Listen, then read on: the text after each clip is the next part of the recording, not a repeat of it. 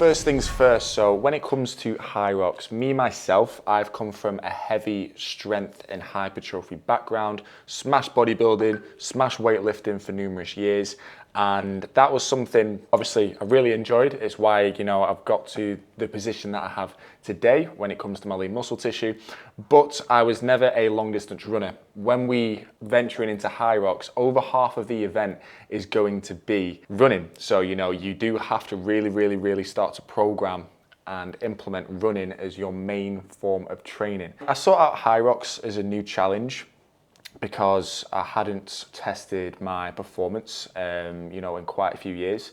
And it's a different sort of extrinsic motivation or incentive to want to do that sort of thing as a challenge. That's going to put your body to the test. But like I say, I was always a sprinter growing up in high school. I performed in 100 meters, 200 meters, 400 meters, 110 meter hurdles. High jump I was good at, but I was never an 800 meter, a 1,500 meter and beyond. I was never that into that style of running, longer distance. So for me, this was quite a huge shift and change when it comes to my training schedule. And a lot of the struggles and challenges that I've had is balancing the duration and intensity of training sessions. When you go from smashing weights 6 days a week to then having to implement 2 to 3 runs, implementing new conditioning elements, it's quite a lot, and you end up overtraining and not getting enough recovery. And this is something that I did struggle with at the beginning stages with overtraining. I was trying to complete the same amount of volume in my resistance training sessions, and then also still doing the conditioning as finishers, which was completely burning me out physically and mentally. I was struck for time. I wasn't able to prioritize other things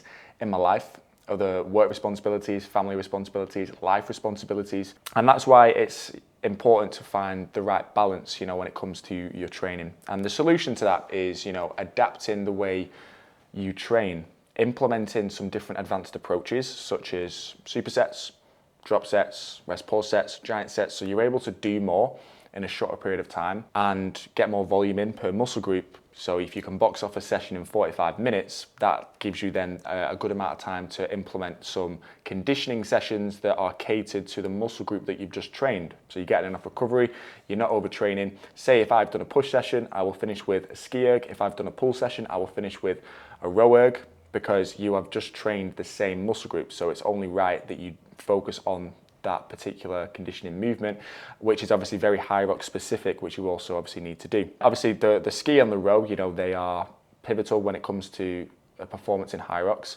because that really helps your endurance, helps build your gas tank, your VO2 max, your anaerobic capacity, and is going to allow you to sustain the endurance to last for an event such as Hyrox, which is very long-winded. The second challenge that I just want to talk a little bit about is nutrition deficiency, not getting enough nutrients within your diet, not consuming enough carbohydrates for the additional expenditure that you're going to be doing. It's important to at least be at maintenance calories or above if you're looking to be able to, maintain the same performance and, keep motivated, if anything, delay, not have as many, DOMs, delayed onset muscle soreness, and, fueling your body correctly. This is where, again, your recovery comes into place, because, through your nutrition, through getting, enough protein, at least 2 grams per kg of body weight, and, making sure that you have a good chunk of your calorie expenditure coming from carbs, so, you're able to refuel your muscle glycogen stores, get your ATP spiking, and make sure your insulin remains steady throughout the day. It's important to make sure that nutrition is a key focus when it comes to, managing your energy levels for training up for a Hyrox. Right, so next I just want to talk a little bit about the actual training protocols when it comes to, managing training coming up to a Hyrox. It's important, if you want to retain your muscle mass whilst you are training up for a Hyrox, but still building a level of cardiovascular fitness, endurance, and getting fitter throughout the process as well. After everything that I've already gone through when it comes to your training and, implementing different forms of techniques, advanced approaches, conditioning sessions, for your training. It's also important to make sure you're still heavily focused on your strength metrics, progressively overloading, making sure that you're monitoring your lifts, trying to add, even if it's just 1.25 kg, 2.5 kg in total to a barbell for a bench press, a deadlift, or a squat. That is what is going to allow you to keep pushing your strength up and keep pushing your weight up, providing that the rest of your training and the rest of your nutrition aligns with the goal that you're aiming for, to still be able to put on muscle whilst get fitter for Hyrox. And to stay motivated for something such as Hyrox, when you've never done this style of training before, and to overcome any setbacks, barriers, boundaries that you will face when sort of transitioning from a strength and hypertrophy background, that is going to come from you feeling very depleted, very fatigued for the runs, for the conditioning sessions, and obviously trying to keep the demands of your training with other commitments that you've got going on in life. And for me, I'm a very competitive person, so there's a wide range of age groups that will go and perform in a Hyrox and go and take part.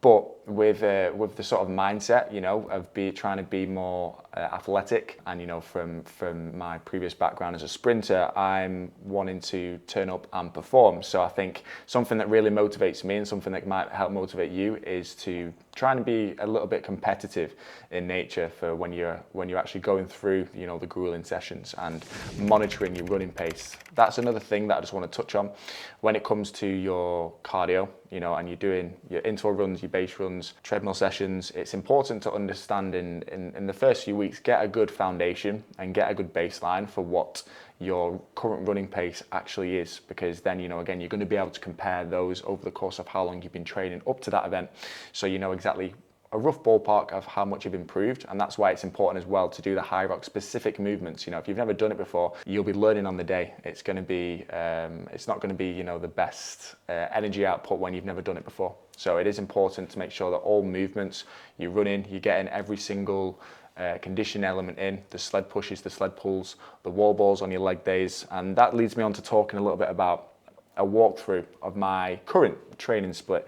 6 days a week, which you can adapt to what it is you can actually commit yourself to. You don't have to train 6 days a week, but for me to be competitive and put in the work and actually do well when I turn up at Hyrox, this is the split that I'm following at the moment. So on a Monday, I will do a quads focused leg session, which will be finished with an 8K base run, which is obviously very light, between 130 and 140 beats per minute. On Tuesday, I will do a chest focused push session, which will then finish with 10 by 500 meters on the ski erg, again, because I've just trained chest, shoulders, and triceps. Doing that sort of movement is really going to help, training the same muscle group. Even though, you will be very fatigued on that muscle group, it also allows you, to push yourself and again, reach that sort of burnout point, that fatigue point, that failure point, towards the end of a session for doing that conditioning as well.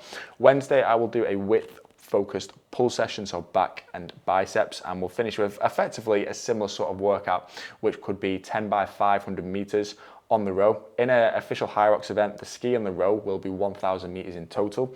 So for me, I like to split it up into 500s to get a good ballpark for what I'm averaging across each 500 meter split. And of course, be building up my endurance and gas tank by doing 10 by 500 as well. On Thursdays, I will do track intervals. So that is what we've been doing today. And the options typically range from 6 by 800 meters, 8 1,000 meters, 8 400 meters, or 10 300 meter intervals, ranging rest periods with 75 seconds to 90 seconds rest in between.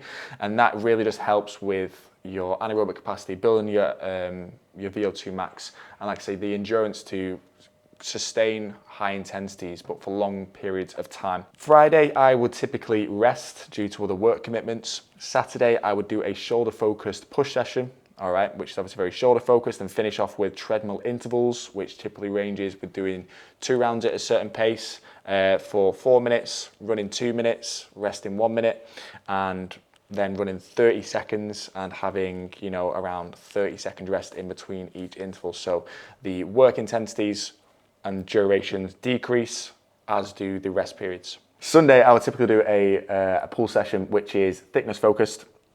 and finish off there with a sled pull, which again is a very Hyrox specific movement, and build up over the course of 12 to 16 weeks up to Hyrox specific weight. So effectively, that is how I would prepare for a Hyrox to maintain the level of muscle mass that you already had to begin with, if not improve and increase the level of muscle mass that you already had to begin with. It's not easy. It does take a level of grit and determination to transition from that routine and from that style of training, but it's important to make the adjustments to your training plan based on how you're feeling and obviously your performance indicators as well. And last but not least, overall, just enjoy the journey, the process. That is the main thing, you know, learn to love the process as opposed to the outcome goal. Every single workout, enjoy what you are doing, because effectively you've paid to be there at the event. So it's only right, you know, you enjoy the build up and you enjoy the day